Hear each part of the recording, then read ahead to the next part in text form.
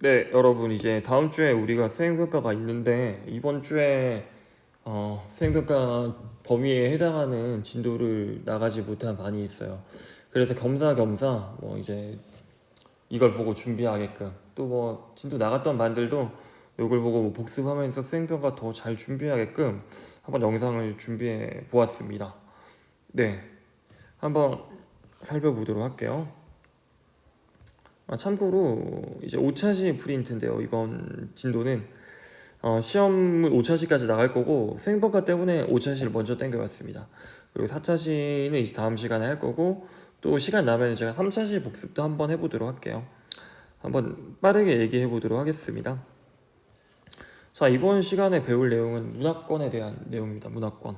문화권이란 거는 같은 문화를 공유하는 지역이에요.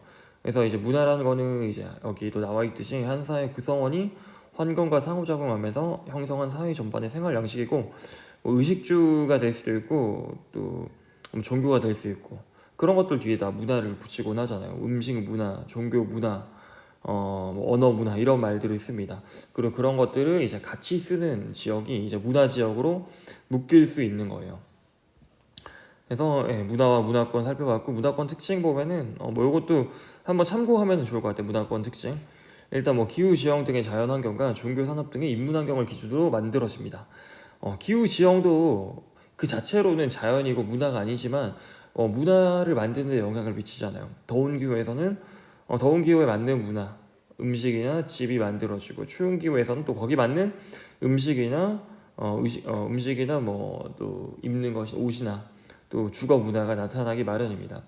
그다음 또 종교도 마찬가지로 비슷한 종교를 믿는 지역끼리 그 고유한 문화가 나타나기 마련이고요. 산업이 발달한 지역인가 아닌가에 따라서도 문화가 달라져. 산업이 발달하고 도시가 있는 곳의 문화가 다르고 또 촌락 지역, 시골 지역의 문화가 또 다르게 나타나기 마련이죠. 그리고 보통 문화 지역을 나눌 때는 문화 요소 가운데 하나를 골라서 만들 수도 있고 여러 가지를 고려해서 만들 수도 있어요. 종교 하나만을 고려해서 크리스트교 문화권, 이슬람교 문화권, 불교 문화권 이렇게 나눌 수도 있고 그다음 또 여러 개를 가지고 뭐 한중일 문화권 하면은 이제 불교, 유교, 그다음 또뭐 벼농사, 그다음에 또 뭐 젓가락, 그다음 인종적으로도 뭐 황인종 뭐 이렇게 나눌 수도 있잖아요. 이렇게 다양하게 나눌 수 있는데 참고로 우리가 뒤에서 살펴볼 이번 파트의 주요 문화권들은 여러 가지 요소들을 이제 공유하는 문화권이다라고 봐주면 되겠습니다. 그리고 이 문화권들은 고정되지 않고 변화가 가능하죠.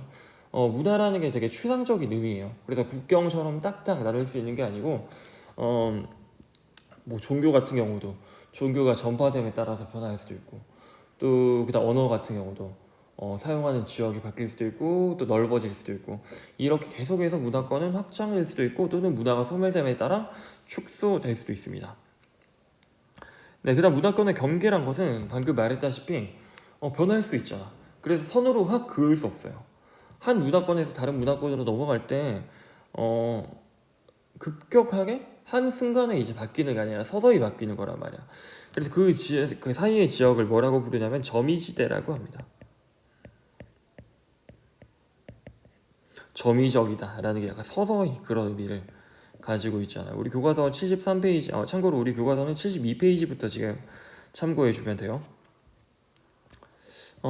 그래서 이렇게 교과서 73페이지 보다시피 서로 인접한 지역의 특징이 함께 섞여서 나타나는 지역을 점이지대라고 합니다. 예를 들면 뭐 이슬람교와 기독교 문화권 사이에서는 그 두 가지 종교가 융합된 게 나타날 수도 있고 그 두 가지 종교가 공존할 수도 있겠죠. 그런 식으로 이제 문화권은 선으로 딱 나눌 수 있는 게 아니라 점이지대가 이제 중간에 존재한다라는 거 이해해주고 한 문화권 내에서도 다양한 삶의 방식이 존재합니다. 같은 문화권이라고 해서 한중일 문화권이라 해서 한국, 중국, 일본이 같은 문화가 나타나는 게 아니잖아요. 또 좀 더 세세한 기준에 의해서 더 작게 쪼개질 수도 있다라는 거 한번 생각해주면 좋겠고 그 다음에 이제 우리가 문화권에 대해서 살펴보기 전에 이런 내용 참고해서 뒤에 이제 문화권에 대해서 공부하는 게 핵심인데요. 좀 그 전에 중요한 문화 요소인 종교 문화를 한번 보고 넘어가도록 하겠습니다. 종교 문화 볼 때 73페이지 아래쪽 참고해주고 교과서에선 네 가지 종교를 다루고 있습니다. 크리스트교, 이슬람교, 불교, 힌두교를 다루고 있고요. 그 다음에 또 각 종교별 특징과 그 다음에 밑에 이제 종교 경관들. 종교 경관이라 하면 보통 종교 건축물 생각하면 돼. 우리가 경관이란 건 랜드스케이프라고 하고, 우리가 경치 보이는 특징들을 경관이라 하거든. 그래서 종교 경관이라 했을 때는 이 건축물들을 의미한다라고 생각해주면 될 것 같습니다. 네, 그래서 이 네 가지 종교 우리가 살펴볼 거예요. 크리스트교, 그 다음에 이슬람교, 그 다음에 이제 불교, 힌두교, 이렇게 살펴볼 거고요. 얘네들을 또 두 가지로 쪼갤 수 있어. 첫 번째는 전 인류를 포교의 대상으로, 전 세계적으로 펼쳐진 종교. 두 번째로는 특정 지역이나 특정 민족 국가만 믿는 종교가 있습니다. 크리스트교, 이슬람교, 불교 같은 경우는 전 세계적으로 믿어요. 보편적으로 믿는다라고 해서 보편 종교라고 부릅니다.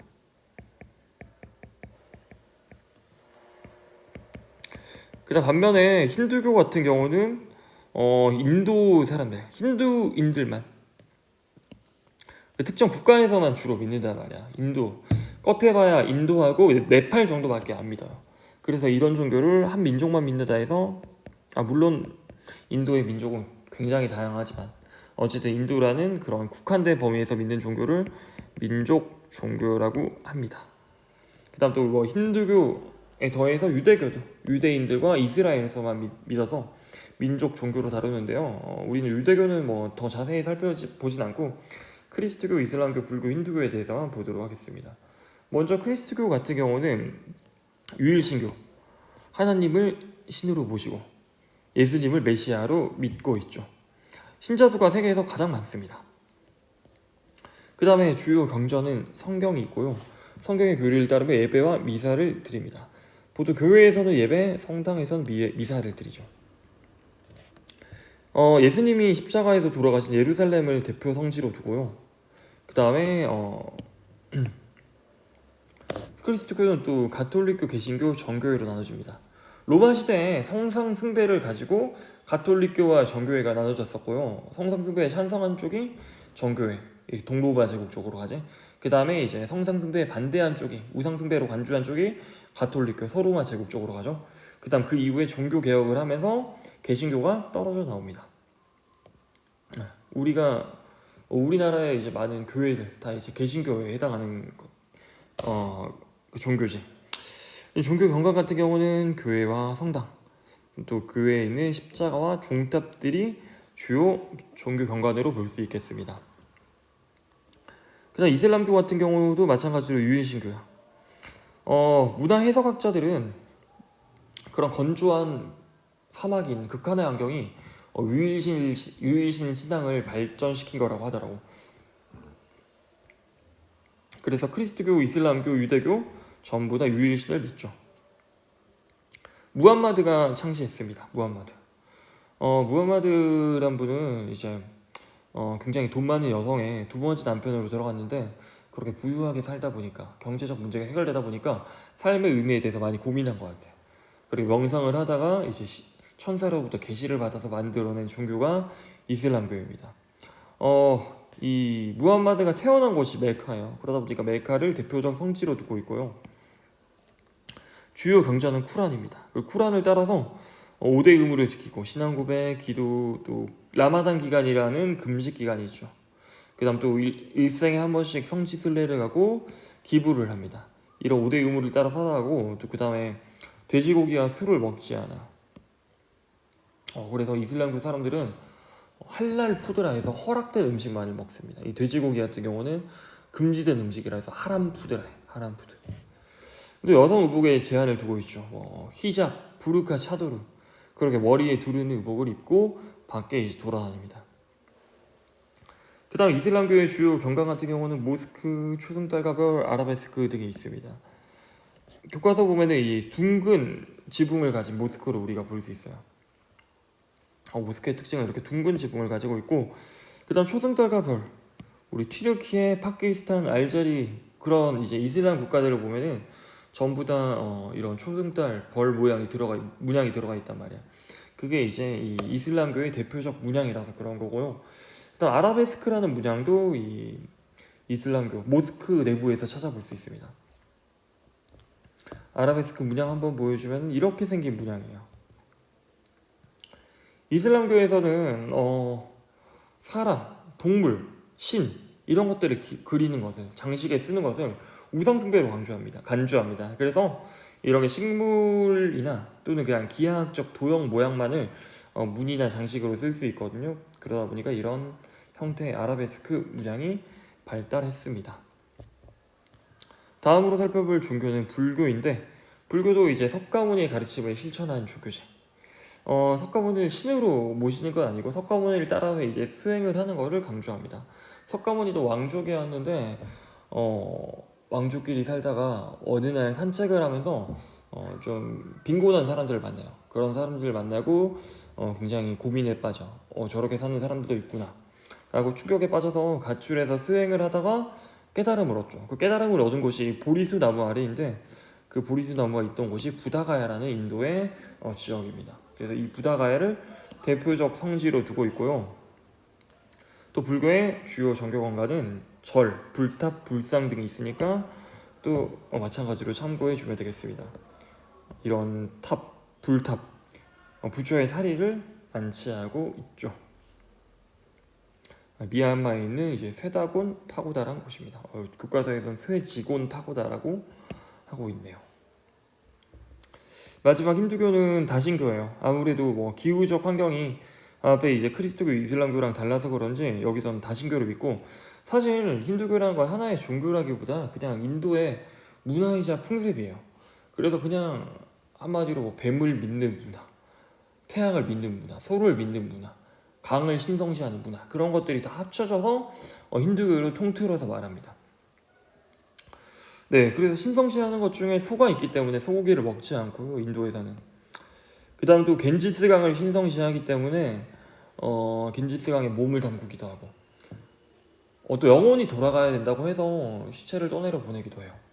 그런 인도의 대표적 강이자 굉장히 신성한 강이죠. 그 다음에 또 인도 문화의 근간인 윤회사상, 그리고 카스트 제도랑도 관련되어 있습니다. 불교도 윤회사상을 이제 가지고 있잖아. 아무래도 불교도 인도에서 나온 종교다 보니까 이런 윤회사상을 공유하고 있는 것 같아요.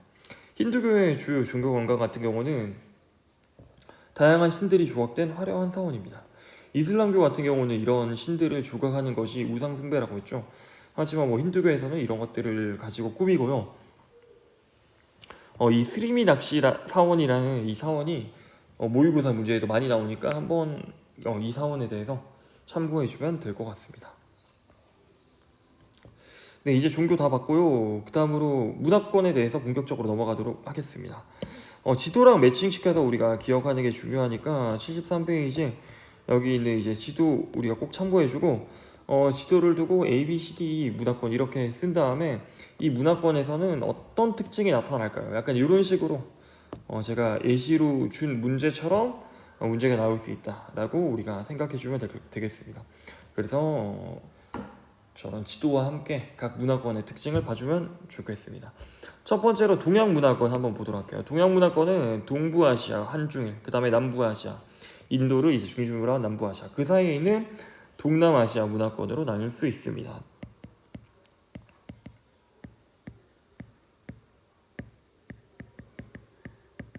동부, 동남, 남부아시아를 봐주고요. 그 뒤로 이런 사진 자료들 나오니까 다 참고해주면 좋을 것 같습니다. 공통적으로는 계절풍이 불고 쌀농사, 벼농사를 짓는다는 게 공통점이에요. 기후 파트에서 제가 얘기했었죠. 또 그 안에서 다양한 삶의 모습들 보면은 동부아시아 같은 경우는, 한중일 같은 경우는 유교, 불교의 영향을 받고 한자를 주로 사용한다. 동남아시아 같은 경우는 인도양과 태평양을 연결하는 위치에 있어요. 그래서 다양한 문화가 공존한다. 네, 동남아시아 여기 있고 해양교통의 요충지예요, 동남아시아가. 그래서 일단 거대한 문화권이 양쪽으로 있잖아. 중국, 그 다음에 인도 문화권이 있어서 양쪽 문화의 영향을 받으면서 또 이슬람의 문화도 영향을 받았어. 그래서 나중에는 유럽 문화 영향도 받고요. 종교 같은 경우도 이슬람, 불교, 크리스트교 다양하게 나타납니다. 태국이나 베트남 뭐 이런 데서는 불교, 또 아래쪽에 바다 쪽에 있는 말레이시아, 인도네시아에서는 바다를 건너온 이제 이슬람교의 전파를 받아서 이슬람교를 믿어요. 또 필리핀에서는 기독교를 믿고요.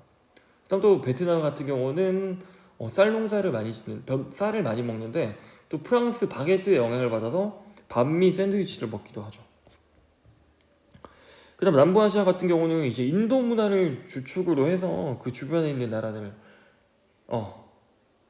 네팔이나 방글라데시 여기까지 합쳐진 문화인데, 일단 인도 문화가 주류 문화입니다. 불교와 힌두교의 발상지고요.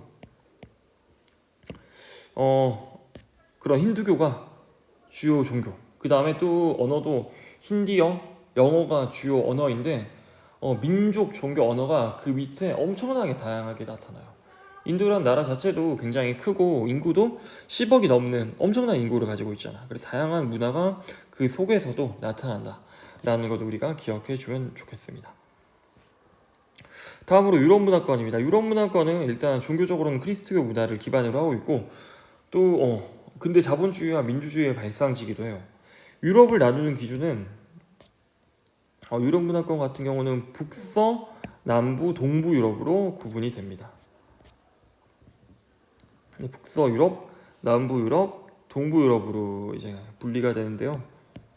자, 북서 유럽 하면은 북유럽은 우리가 노르웨이, 덴마크, 스웨덴 뭐 이런 나라들을 말하고요. 서부 유럽 하면은 독일, 프랑스, 영국 같은 나라들.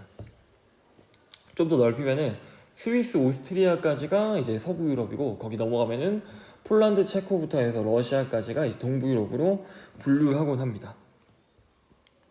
그래서 대부분 선진국들이에요. 왜냐하면 산업이 빠르게 발달했기 때문에, 산업혁명의 발상지죠. 그래서 산업 발달 수준이 아직도 높고 많은 국가들이 선진국에 해당됩니다. 그래서 종교 같은 경우는 기독교 중에서, 크리스토교 중에서 개신교도 비율이 높습니다. 기후적으로는 서늘한 서한해양성 기후가 나타나요. 그래서 이제 호남농업과 낙농업을 주로 하죠. 벼농사 같은 거는 할 수 없고. 그다음 두 번째로 남부 유럽인데요. 남부 유럽 같은 경우는 네 가지 나라가 있습니다. 스페인, 포르투갈, 그리스, 이탈리아. 그리스 로마 문화의 발상지고요. 가톨릭교의 비중이 높습니다. 그다음 또 남부 유럽 같은 경우는 기후가 지중해성 기후가 나타난다고 했었죠. 수목농업이 나타나죠. 교과서에 수목농업, 혼합농업 다 있는데 앞에서 뭐 기후 파트에서 했던 거니까 간단하게 참고만 해주고요. 그 다음에 마지막으로 동부 유럽 같은 경우는 그리스 정교의 비율이 높습니다. 러시아에서는 러시아 정교, 우크라이나에서는 이제 우크라이나 정교, 이런 식으로 정교의 비중이 높고, 그다음 타 유럽보다 농업 종사자 비율이 높은 편인데요. 이게 어떤 의미냐면은 농사를 잘 짓는다라는 의미도 있지만 기본적으로 산업이 덜 발달했다라는 의미로 우리가 받아주면 되겠습니다. 산업에는 이제 농업, 그다음 공업, 서비스업 이렇게 나눠지잖아. 앞에 북서 유럽 같은 경우는 산업이 일찍이 발달해서 농업에 종사하는 사람들의 비중은 적어요. 하지만 동부 유럽 같은 경우는 그 산업 인프라가 약하기 때문에 여전히 농사 짓는 사람들의 비중이 높다는 거지. 우리나라도 5, 60년대에는 농업 종사자 비율이 높았는데 오늘날에는 거의 농업에 종사하는 사람들이 없잖아. 산업화가 됐기 때문이죠. 그래서 산업 발달 수준이 낮다라고 보면 될 것 같고, 실제로 이 지역에서 앞에 북서 유럽으로 많이 이민을 가기도, 취업하고자 이민을 떠나기도 합니다.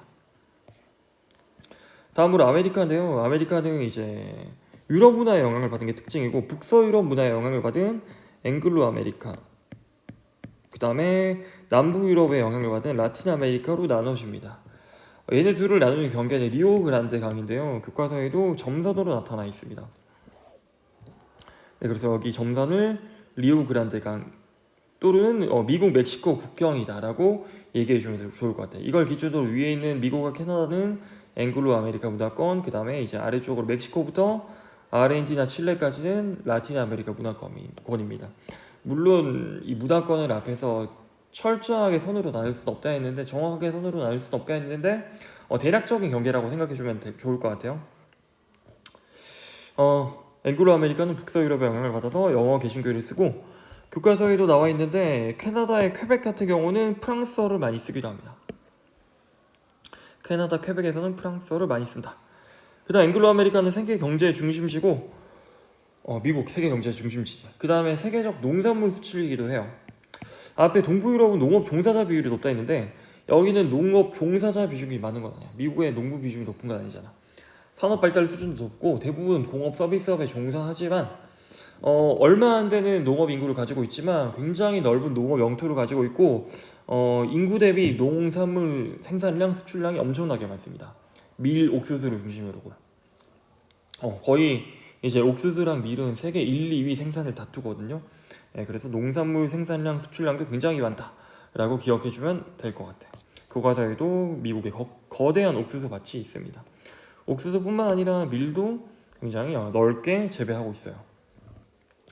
그 다음에 아래쪽 그 앵글로 아메리카 아래쪽에 라틴 아메리카 같은 경우는 남부 유럽 영향을 받아서 스페인어, 포르투갈어를 쓰는 지역이 대부분이고 뭐 멕시코, 칠레, 아르헨티나 대부분 스페인어를 쓰는데 브라질만 포르투갈어를 쓰니까 참고해 주세요. 그 다음에 남부 유럽 영향을 받아서 가톨릭교를 믿죠. 다양한 문화와 인종이 나타납니다. 원래 있던 원주민 문화, 그 다음에 유럽인들이 또 오지? 유럽인들 오면서 또 아프리카인들도 데려왔어요. 또 이 사람들이 살면서 혼혈인들도 많은 비중을 차지하고, 그래서 이렇게 많은 인종들이 분포하고 또 문화 같은 경우도 이제 융합돼서 원주민 문화, 유럽 문화, 아프리카 문화가 융합돼서 다양한 문화가 나타납니다. 대표적으로 뭐 아르헨티나의 탱고 이런 문화도 있지. 그 다음에 이제 넘어가서 건조 문화권입니다. 건조 문화권. 사하라 사막 근처에 이 사하라 사막, 북아프리카, 그 다음에 이 서남아시아, 중앙아시아를 위시로 한 지역이지. 건조한 기후가 나타나고요. 종교적으로는 이슬람교를 많이 믿습니다. 그래서 건조 문화권이자 이슬람 문화권이라고도 많이 부르는 편입니다. 북아프리카에는 이집트, 서남아시아에는 사우디, 그 다음에 중앙아시아에는 뭐 카자흐스탄, 우즈베키스탄 같은 스탄 국가들이 많이 나타나죠. 건조 또는 이슬람 문화권입니다. 북아프리카, 서남아시아, 중앙아시아가 해당되고 이슬람교 비중이 높고요. 그 다음에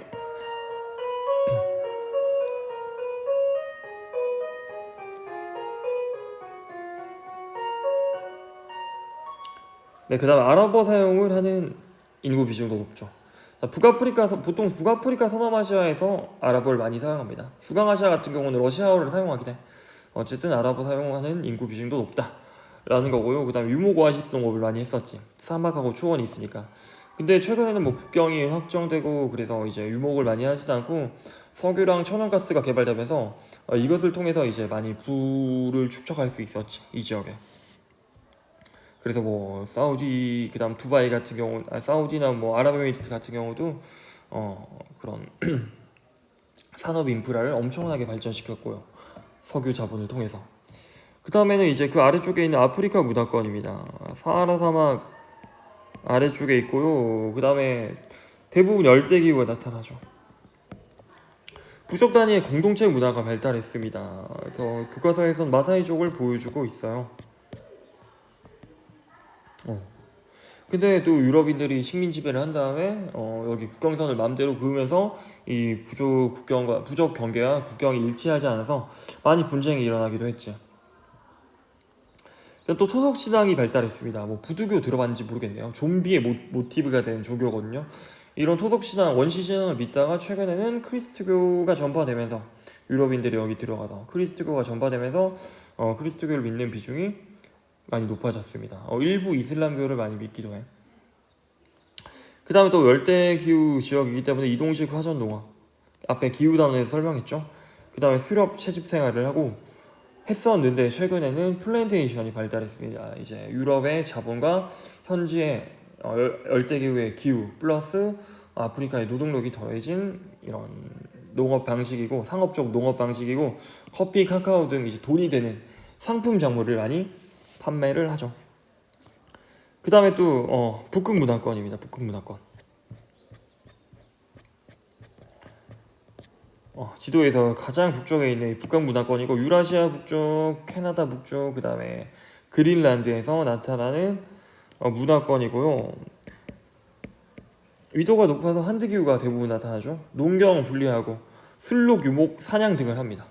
민족은 네네츠, 이누이트, 라프족 등이 있어요. 동물의 가족으로 옷 입고 천막 짓고 원래 그렇게 살았었습니다. 근데 이제 현대 문명이 전파되면서 생활 양식이 점점 바뀌고 있어요. 원래 슬로 유목할 때도 개썰매 타고 다녔었는데 지금 스노모빌 타고 다니고요. 원래 이렇게 천막 짓고 살다가 지금은 정착하고 고산가옥을 짓고 살아가는 사람들이 많아졌죠.